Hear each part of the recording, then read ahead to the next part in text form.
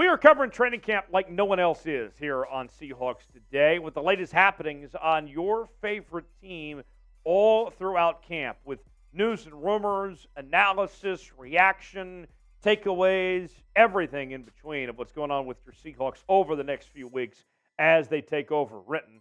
And what we'll do here on the channel while training camp's going on throughout the preseason, we're going to have our live shows on Wednesdays. We'll do watch parties for all the preseason games. This is the channel for die-hard Seahawk fans. Subscribe now for free today. Turn on notifications so you never miss a moment. We'll cover training camp like no one else does, and you'll be glad to be with us. Subscribe now for free.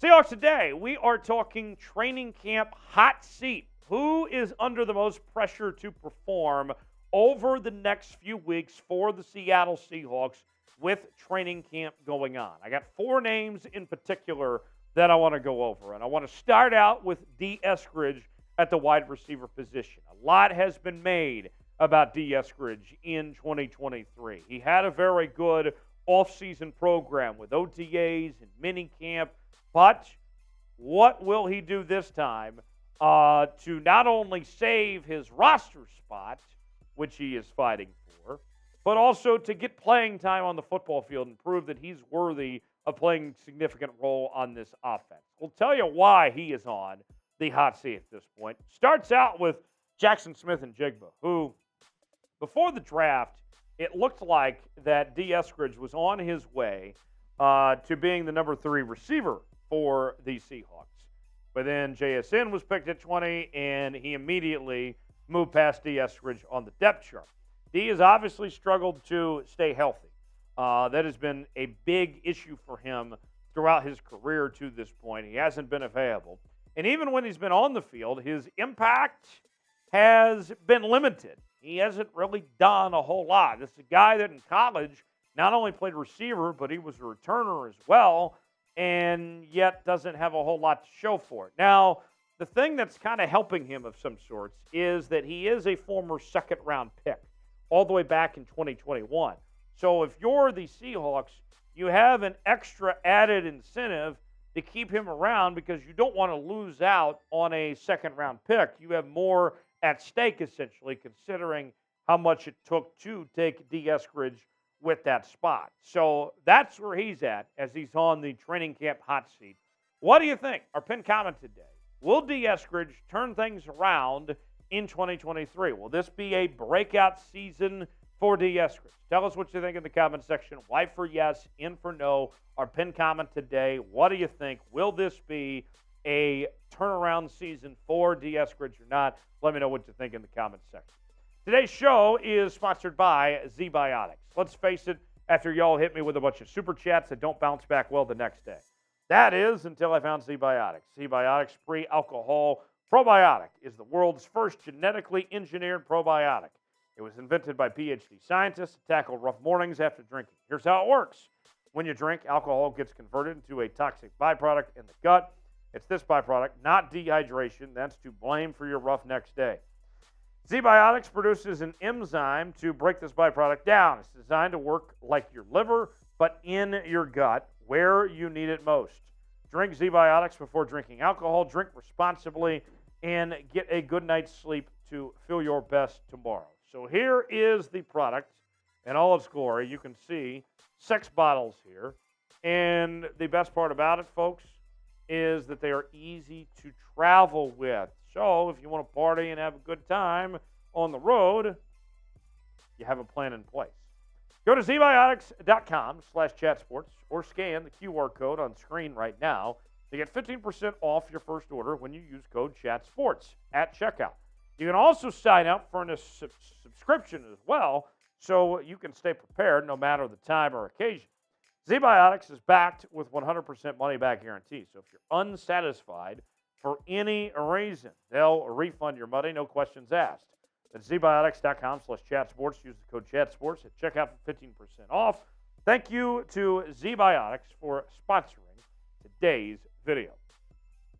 Next up on the training camp hot seat is Devin Bush. Now, Devin Bush joined the Seahawks this offseason But before he's ever played a down in Seattle, there's a lot of pressure on him already. Now, he signed this season after 4 years with the Pittsburgh Steelers. Had an outstanding rookie year in Pittsburgh, but his production has declined ever since. It was a disaster how the last few years went for Devin Bush. But he's coming to Seattle looking to make a fresh start, and his role is already going to be significant for the Seahawks because of Jordan Brooks. We don't know when his return will be from injury. It's unknown at this point. We're all just kind of waiting to see necessarily when he comes back. He's on the PUP list right now, and the expectation is that he probably won't be ready when the season begins. So Devin Bush has a lot to prove that he's worthy of holding on to that role. And if he struggles, then there's another possibility. We've heard Devin White mentioned as a trade possibility for the Seahawks. He's one of many linebackers out there, Patrick Queen, among others, that are on the market for a potential move. So if the Seahawks don't like what they see from Devin Bush, they have other options potentially. They could go make a move for and do better than Devin Bush. So it's not just about getting playing time, but also just holding your spot on the roster if you're Devin Bush. Next on the list is Drew Lock at the quarterback position. Now, this offseason for Drew Lock is much different than it was last offseason. Last offseason, Drew Lock came to Seattle with the idea of trying to win the starting quarterback competition, beating out Geno Smith. He did not beat out Geno Smith last offseason. In fact, he struggled throughout much of camp and throughout much of the preseason last year. We heard the reports that things were not great for Drew Lock when it came to his performances in training camp. And then, although he did miss time in the preseason due to COVID, when he did play, he did not play very well last year.